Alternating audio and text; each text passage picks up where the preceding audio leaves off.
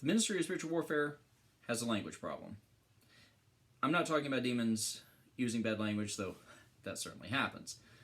What I'm talking about is how different Christian groups will use the same terms but mean different things by them, or use different terms for fairly similar concepts. Sound confusing? When different Christians from different backgrounds get into conversation about spiritual warfare, at some point, it'll probably start getting a little bit confusing, or they may not realize that they're actually not communicating what they think they're communicating. But the language problem is a symptom of something a bit deeper that's usually undiagnosed, and that is that there are several different understandings of demonic bondage and of the process of how to deal with it that are actually very different from each other.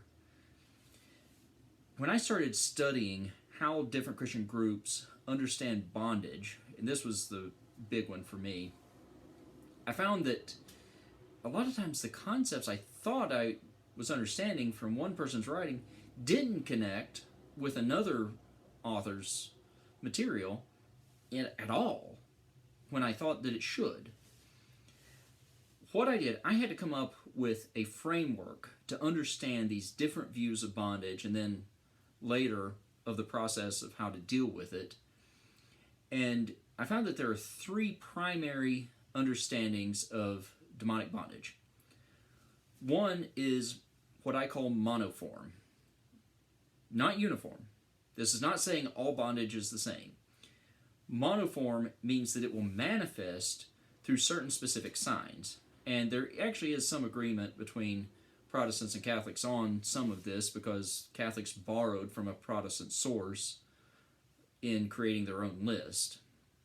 The Catholic list is the easiest to memorize. It's superhuman strength, occult knowledge, that's knowledge of things the person couldn't know, aversion to the holy, which is usually linked to the occult knowledge, and then the ability to communicate in languages unknown to the person. One or more of those signs, and then they would say that the person is possessed. Protestants, like I said, similar list, usually add a few other things to it. Now, in every case, they would say that this is a very extreme thing. Usually they will also say it's also fairly rare to see cases of possession, and the monoform will typically use the word possession for that. Now, where the confusion comes in is in the next understanding of bondage, and that's the categorical view. The categorical view does acknowledge a type of spectrum of bondage, but they will still say it's different types of bondage, and the different types of bondage will require a different form of approach to minister to it. So the most extreme form is almost always referred to as possession. Now you can start seeing where a little bit of confusion comes in, because, okay, possession. Can a Christian be possessed?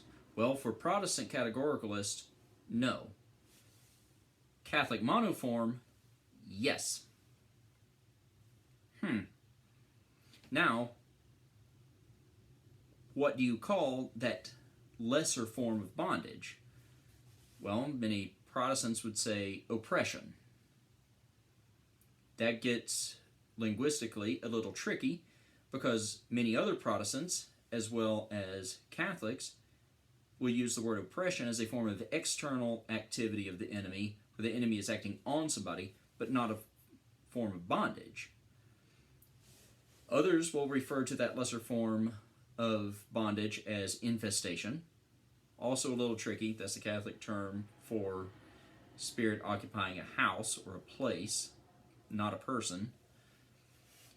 Some might use the word demonization. Well, that gets tricky, because many Protestants, that is their only term for bondage as a whole. And there's really no official language on this. And charismatic Catholics will typically hold to a categorical view of bondage.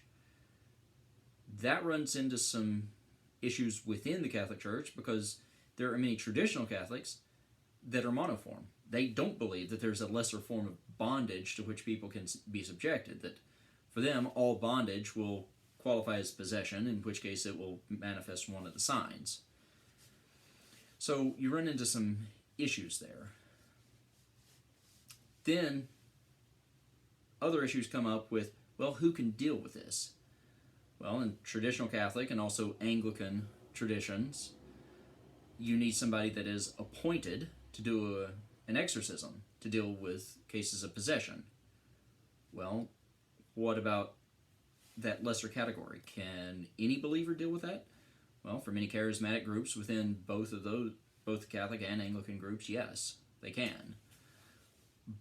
But for others, well, no, you have to be properly trained and appointed to deal with the demonic, right? So the monoform versus categorical runs into some tensions.